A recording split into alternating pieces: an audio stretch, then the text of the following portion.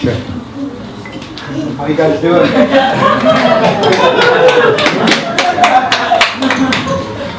How many of you thought about what I said earlier? Really thought about it?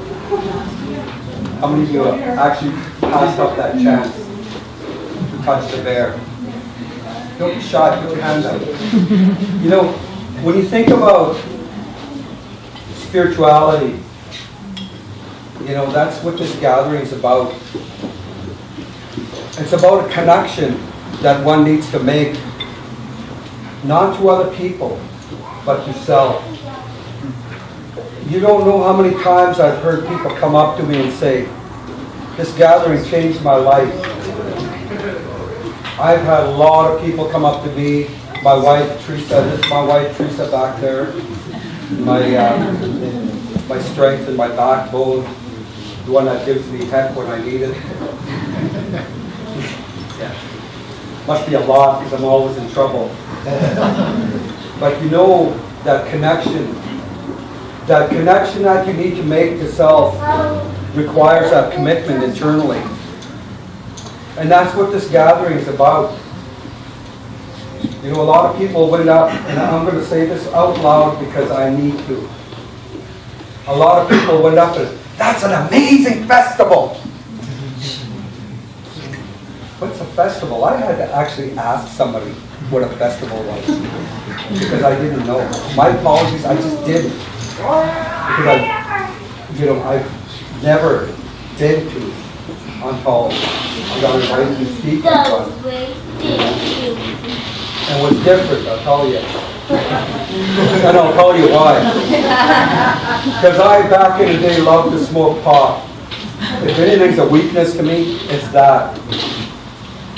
But in order for me to stay alive, I can't touch it. Because Native people at the heart and core, the things that are foreign to us are so addictive. They're so addictive that we fall trapped to it. That's our reality. So that's why it's such a strict rule. Ceremony is strict. The loss of ceremony amongst people is the reason why discipline in society is gone. To the root of all people, to the root and the core of a human being, it lies inside, whether it's a spirituality this way, or a spirituality this way, or a connection. It's gone. That's why society struggles today. To the core of it, the one spirituality that continues to exist today is money. It is. You take money away from a human being, they're lost. My brother says, I say it out loud. He said this to me, my brother, Howard. Why are you inviting all those hippies up to the house?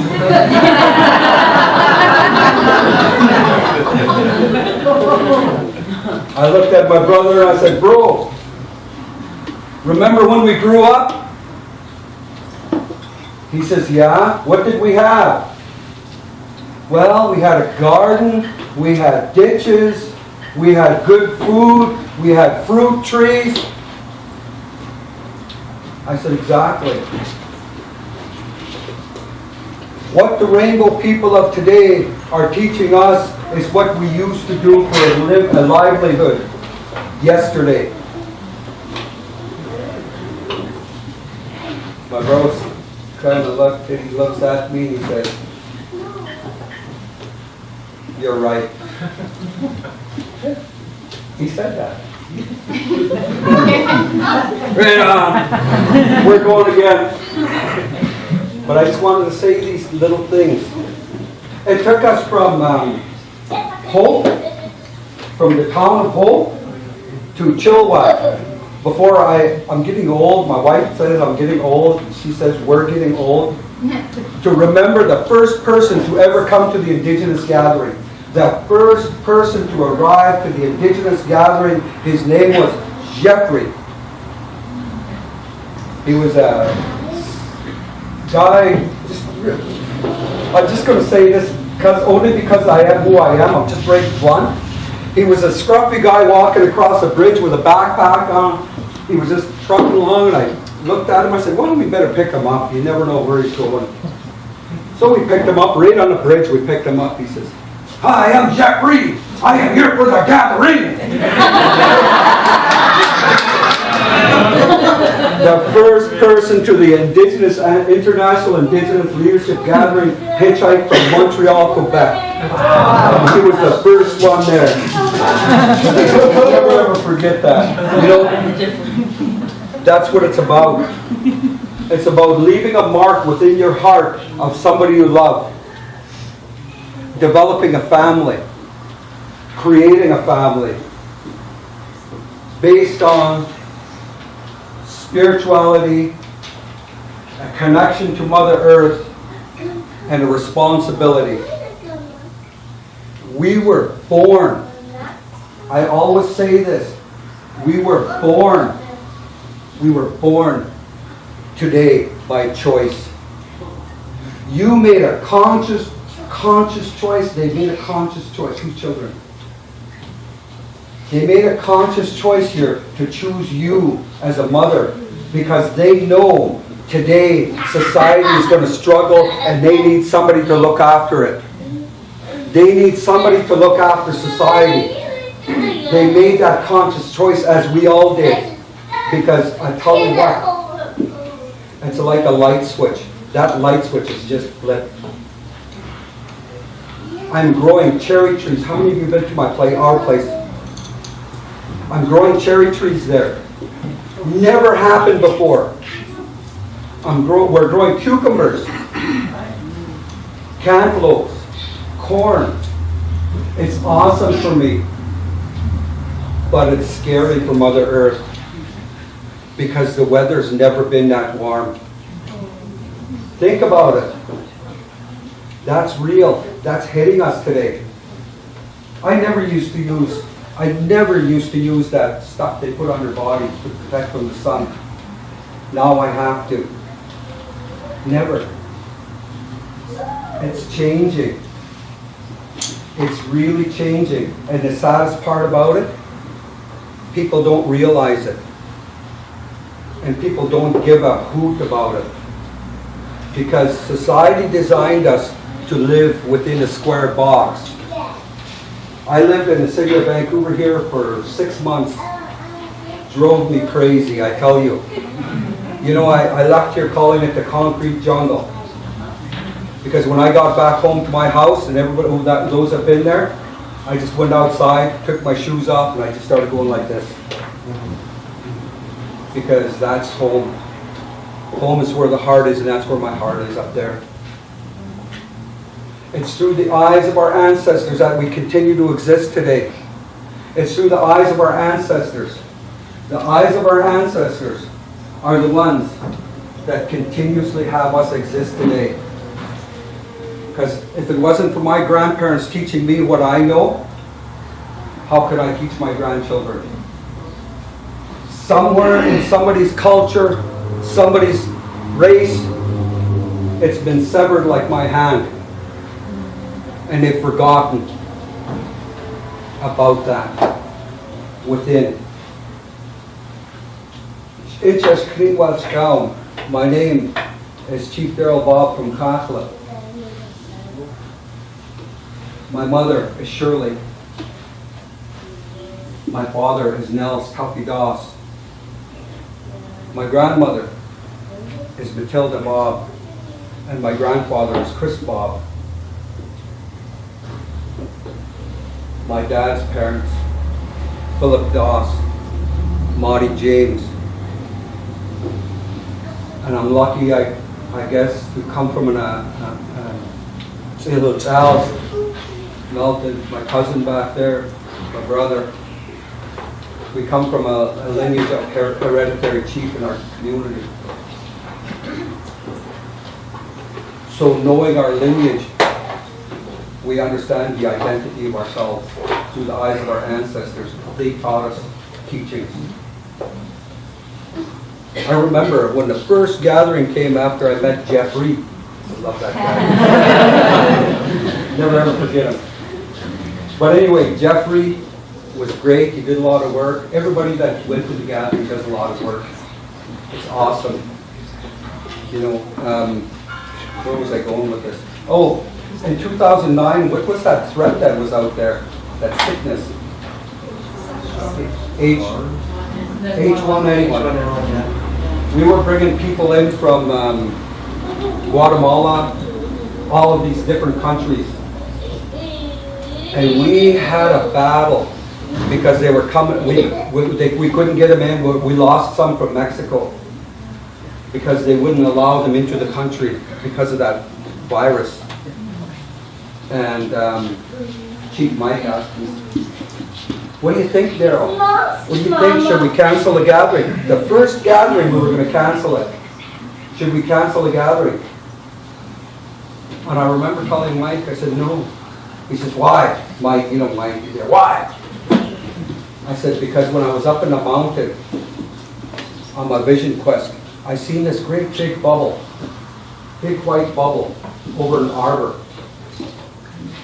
And when I realized that, and I said, no, we're not canceling. Nobody's going to get sick there. And there was, I don't know, lots of people, I don't even count anymore. But there was lots of people there, nobody got sick. And all our guest speakers, except the one from Mexico and Africa, got blocked. These speakers can't come through vision. One time my wife and I, we had a ceremony sweat. We said, what are we going to, we got to pray for the gathering. And what we did was we prayed for a speaker from Mexico. See, I don't know anybody from Mexico. I'm from Chachlip. I'm from Lilwick. You know, everybody look on that map. It's just like a real small speck in the world. How are we going to find somebody from Mexico? We prayed about it. We had ceremony. We prayed. And the next day I was off. It was that night. I was off to Vancouver down here for a meeting because I was on council at the time. I wasn't chief, I was on council. So I came down. Oh, actually I was chief. I came down and I was standing there. Sign says 7 minutes, they're lying. Anyway, I'm just kidding. I came down and I was outside having a smoke like usual, and I was puffing away on my smoke. And I see this real colorful striped orange, yellow, like this. Green, all the different colors. Some guy with a hoodie on, holding hands with a child, coming down, right down the main street of that, down on business center down here in Vancouver. Couldn't help but notice it because everybody else around suit and tie, right? So I just waited, had smoke, I waited. Finally I went, and I went up to that boy and I said, shook hands. I said, hi, I'm Darrell. Couldn't speak English with my luck. He couldn't speak English. So what I did was that in our broken English, we traded emails. And I get this email, you talked to my boyfriend on the street in Vancouver, do you remember? I said, yeah. Call this number. So they called, and I said, I'm looking for a medicine person from Mexico. That's what I'm trying to ask. And his name was Pancho, right? Remember Pancho? Anybody remember Pancho? He actually was in Cirque du Soleil or something. But guess what? Along came Don Chabello. Yeah. That's how Don Chabello was brought to the gathering. Through that, after a ceremony, somebody came walking down the street in Vancouver. I went and said hi. So, at the gathering, if you're going to come, be respectful. The water's drinkable. Bring your own plates, your own stuff. We'll provide you with food. But look after the land like she looks after you. Treat the land with respect. And leave your drugs and alcohol at home. If you can't commit to 4 days within yourself to truly look inside without touching this stuff, I just want to say you got a problem. Because I know I was there. So I just wanted to say that. But I wanted to end with a funny story. I was walking around the arbor after everybody left. It was just about near dark, eh? And my wife, I was walking around, and this guy, just like a puppy, eh? Just following me around, this young fellow. And every time I turn around, I just bump into him. But anyway, he says, Chief Darrell, somebody left some runners here. And I said, oh, okay. What do I do with them? I said, oh, they're lever rights. Kind of naive. He says, what are lever rights? I said, leave it right there. The owner will come and get them later. Ever since then, all the natives in our community, when they see this kid, what do they call him? Lever right. That's his nickname. So it's not all seriously ceremony, but please stay focused in ceremonies. Once you get to the land, you start your ceremony. You start to pray. You start to listen. People say, how come you don't change the teachers? How come they're the same teachers? And I want you to think about this. Because you haven't outgrown your teacher. Those teachers are here for a reason. They're here until you're ready to move along. When you outgrow your teacher, then you have that right to judge. Think about that. That's the way we're taught. It's strict. It's not just going to a classroom like a university or a school. No, this is a school of hard knocks, man. You roll up your sleeves and you get to work. It's called discipline. If you can't be disciplined, you're not ready. Those are hard teachings. I come from a hard knocks family. I was told, roll up your sleeves and get to work or get out. It's the same thing with spirituality. You got to really, truly commit to self. Not to the teacher. No. To who? To self. And I just wanted to say and recognize my wife. Of course, I've introduced already. Jackie Andrews there helps me organize. And Anita, where's Anita? She's around way in the back there. Anita, those are my, what Anita referred to at one time. Oh, we're just mouthpieces. And those are my mouthpieces right there. So they're the ones that kind of keep things. And in closing, I got 2 minutes to close here. In closing, I've been organizing this gathering on behalf of the Static Chiefs Council, who are your hosts, not Darrell Bob. The Static Chiefs Council are your hosts.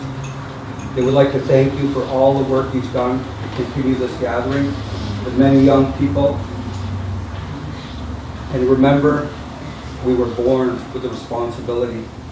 That responsibility, we made a conscious choice to be alive today because we knew Mother Earth was going to be in a fight. And we're going to stand up for her. We're going to stand up for her because that's our responsibility. Not for ourselves. Never, ever, ever, ever for yourself. If you fight for Mother Earth for yourself, you're stingy. But if you fight for your Mother Earth because you know these loved ones are going to have babies, you're going in the right direction. Because that's what they know.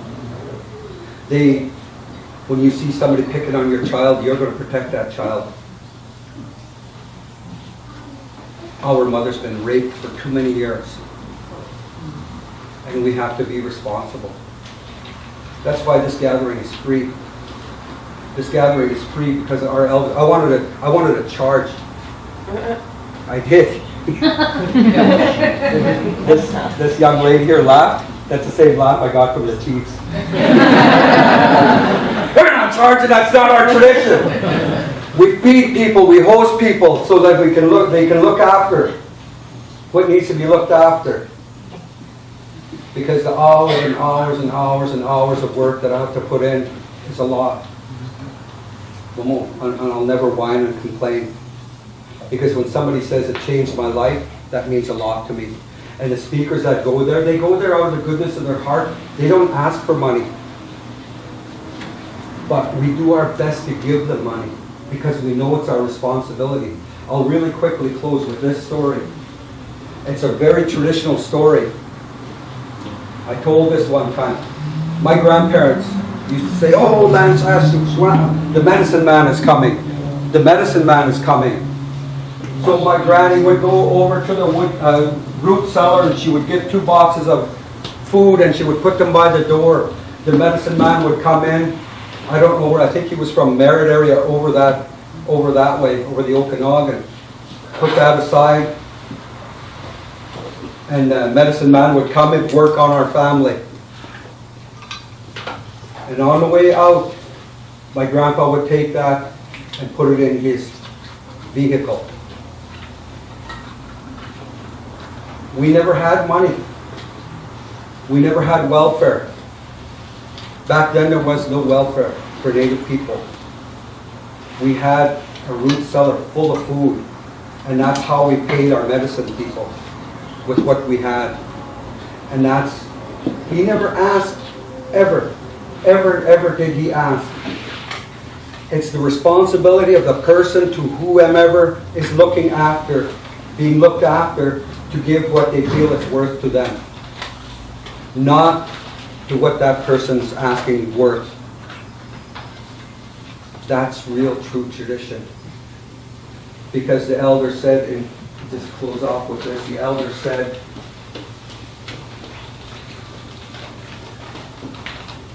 we have to look after them, because he traveled a long way to look after you, so we have to look after them, because they're leaving their families. They're leaving their families behind to look after you, so they can't go out and do their hunting. They can't go do the fishing. They can't go do all that stuff, because they're working on people. With that, I'd like to thank the organizers. I would like to thank you all for being here, to be part of my life. And I would just like to thank my family for speaking later, and my wife and elders for coming down. Nathan, all my relations.